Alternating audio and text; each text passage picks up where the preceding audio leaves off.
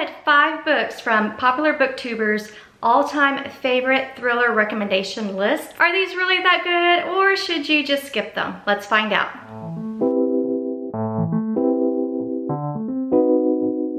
Hi everyone, it's Rhonda and welcome to another video. So not too long ago, I was watching some of my favorite booktubers and I was reading or watching some past content on some thriller recommendations that they had, and some books just kept popping up in their all-time favorite thriller book recommendations list. Now, there were the obvious suspects like Ruth Ware, Frida McFadden, Riley Sager, Simone St. James, and I've read all of those. So I was mainly looking for something I hadn't read before, something that was new to me. And like I said, 5 books kept popping up. And I thought it would be fun for me to read them and review them for you guys and see if these are really worth the hype or if they really aren't that good. The first book I found was I'm Thinking of Ending Things by Ian Reid. And in this book, you are following a young woman and her boyfriend Jake, who are on a road trip in the middle of winter, of course, to visit his family who happen to live out in the country on a farm. Now, this is a short book. It's about 210 pages, so it's not long at all, which I don't have a problem with. What I do have a problem with is about 40 to 45%, or almost half of the book, is of these two characters in the car driving to his parents' house. And I found it incredibly boring. I almost put it down and just DNF'd it because there was not a whole lot going on. In that portion of the book, it's really just a little bit of dialogue between the female character and Jake. But most of it is a lot of stream of conscious with the female character when she's thinking back to how her and Jake met and thinking back to her childhood. And there are some interesting things that happen that I'm not going to get into, but for the most part, that part of the book was really, really boring. I don't enjoy car rides or one scene or scenes that last for a long period of the book. I find that boring. But once you got past that scene and got to a different scene, things did start to pick up. Odd things started happening. It started getting a little creepy. And that's all I really can say about it. So I ended up giving this book 3 stars, which I think is a little inflated. And I'll explain that in a little bit. What I didn't like about this book is obviously the first half of the book is incredibly boring. But when I finished this book, I was just like, what? I don't understand. It was really trippy and weird, and I had an idea what the plot twist was, but I wasn't sure if that was really what it was, because Ian Reid, he doesn't come right out and tell you this is the plot twist. You have to infer with some of the clues he's giving you what is happening, or at least that's the gist that I got from it. If he did spell it out, I completely missed that part. But I had to Google it to make sure what I was thinking the plot twist was is what it really was, and I was right. But I didn't like that I didn't understand it. I didn't like that I was made to feel a little dumb. And you really had to think when you read this book. For those of you who don't know, I am a married mother of 2 daughters. My oldest is in 6th grade and my youngest is in 4th. And after I get done working, I'm a full-time stay-at-home working mom. I have my own business that I run in my home, and I have a part-time job. So after I do my main job and I'm mom and wife, by the end of the day, I don't have any brain cells left in my head. I am brain dead. So when I have time to read at night, I don't want to have to think. I want to be entertained when I'm reading, and this requires you to use your brain a little bit. And I don't really like that about books. But what I did like about this was the plot twist was pretty masterful. It was pretty genius. I did like that. And I did like Ian Reid's writing style. I thought he wrote wonderfully. I liked his vocabulary and his descriptions. But I just didn't like there wasn't a lot of action going on. There was some creepiness in this book. So if you like creepy, definitely maybe check this out. But this one really just wasn't for me, just because you need to do a little thinking when you're reading this. But I do want to read other books by him, so if you've read any Ian Reid, they're a little bit different, there's a little more going on, definitely comment and let me know what books I should check out. The second book I read is Pretty Little Wife by Darby Kane, and many people recommended this. They said it was great. This thriller book is I don't hate very many books. It's rare for me to hate a book, but I hated this book with a passion. I did not like anything about it.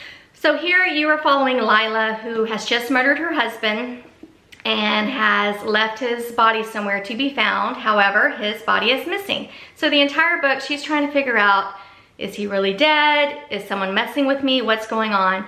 I just found this book boring. It was hard for me to get into. I hated the main character. I did not like any of the characters with the exception of one, and that was the detective. I believe her name was Jenny with a G. But outside of her, I did not like any characters, especially the main character. And the major thing with this too was this entire book was a mess. I didn't like how it was organized. I felt like with this book, it would have been better if you had 3 parts. The first part is she discovers this horrible thing her husband has been doing, and she plots to murder him, and then she does the deed, and then the body's missing. That's a big plot twist. The second part is when the detective comes in and you start having these weird things happen and trying to figure out what's going on with the body. And the third part is the wrap up, the ending, the plot twist and all that. This book was just all over the place. You were going back in time, you were going in between. Normally I don't mind that, but for this book it didn't work. I just felt like it was a mess and it was not organized at all the way it should have been. So I don't think this is going to be an author that I will reread, or an author that I will read. I hate to say that, but I just really did not like this book at all, and I wish I can get those 6 hours or however long it took me to read this back, because this was really terrible. So after those last 2 books, I was pretty bummed because I was hoping to find some new authors that I can read some backlists on, some other books by, and those just didn't cut it for me. But then I picked up my 3rd book, which is In My Dreams, I Hold a Knife by Ashley Winstead. And boy, was this book good. I really enjoyed this book. It is a 4-star read for me.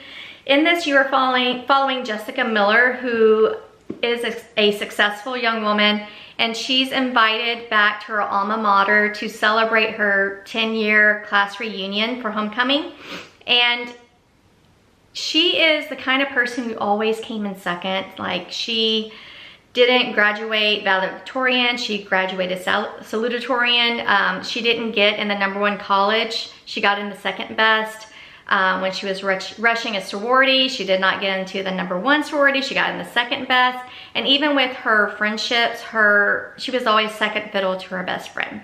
So she goes back and she says to herself, I'm gonna make a splash. I'm gonna be the one that everyone notices and the one that everyone thinks has been successful in life. And so she goes back and reunites with her group of friends that she hung out with in college. And they kind of reconnect a little bit, except for one. Her best friend's name was Heather, what was her last name? Heather Shelby. Heather Shelby was murdered their senior year of college. And so ever since then, once they graduated, everyone just kind of lost contact because it kind of traumatized the group. But when she goes back to college and she gets together with all of her buddies from college, the brother of Heather gathers them together and says, I know one of you killed her. And so the entire book, you're trying to figure out and piece together who did it, what exactly happened. And a lot of it is told between a flashback to when she started college, her freshman year, up until the murder her senior year. And I felt like this was well written. I don't have anything negative to say about this book. It truly was a well-developed thriller. I love the plot twist. I love the characters. I felt like they were all flawed in some way. This was just a nice, twisty book that I just could not put down, and I highly recommend it. 4 stars. The 4th book, Jar of Hearts by Jennifer Hillier. This was a good book. 5 stars. I could not put this book down. It was so good.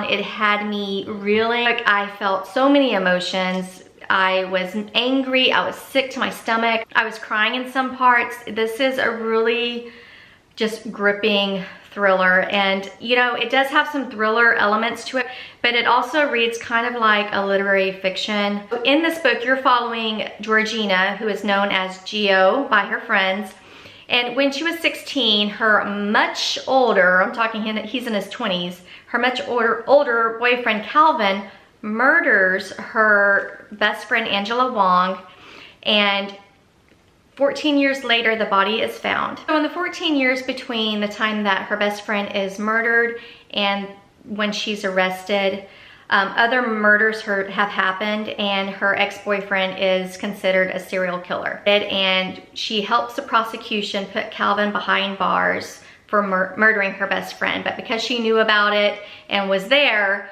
she has to do 5 years in prison. So you're following her through flashbacks of that night when she was 16 and her friendship with Angela and how she met Calvin, but you're also living through a little bit of the 5 years she was in jail, how she copes, how she adapts, which was very interesting. And then you follow her when she gets out. So while she was in prison, her ex-boyfriend Calvin escapes, and right before she gets out, murders similar to how Angela died start happening again. And you're trying to figure out what's happening. Is Calvin going to come for her and kill her the same way? So with this book, around the end, I did kind of figure out what happened with not only the murder, but also what the plot twist was going to be. So usually with these books, if I can figure it out, I will knock off a star just because they are predictable. But with this book, it was so good, and it's a book that I do want to reread one day. I was just enthralled, and it really captured my attention and gutted me in some ways. There are some topics that are covered in this book that may be hard to read for some readers. So if you've had a traumatic experience with certain things, or if there are certain subject matters you cannot read, definitely read up on it and see if this is something that is going to bother you. But I give this book 5 stars. It was so good. I highly recommend it. Again, this is a book that I'm going to read probably again. This is a library book, so I'm thinking about buying it and just having it in my little library to read in the future. So after I finished Jar of Hearts, I was in a weird mental state. I had a lot on my mind. I was still reeling from that book and thinking about it when I started Confessions by Kanae Minato. This is another book, obviously, that Booktubers love. And for me, I ended up DNFing it. I started reading it and I just could not get into it. I wasn't liking the style that it was written in. There's not a lot of dialogue. It's the main character is responding to something that is said by someone else, but you don't know what they say. She's just responding, why, yes, I do like milk, you know, that kind of thing. And that was kind of weird to me. So I started skimming through it, and I was just like, you know what, this is going to require a lot of brain power, similar to I'm thinking of ending things, and I don't think this is going to be a book for me. If you read this, let me know what you thought. So I ended up, like I said, DNFing it and not finishing it. I felt like after I read Jar of Hearts, I needed to read a romance or something light and fun. So that's actually what I'm doing now. So those are all the 5 books that I read. If you've read any of those, please let me know what you thought in the comments below. If there's some authors I need to check out outside of Riley Sager, Frida McFadden, Simone St. James, Ruth Ware, I've read The Silent Patient. If there's any other books that you think I might like, definitely let me know. Thank you all so much for watching, and have a great day and happy reading. Bye, see you next time.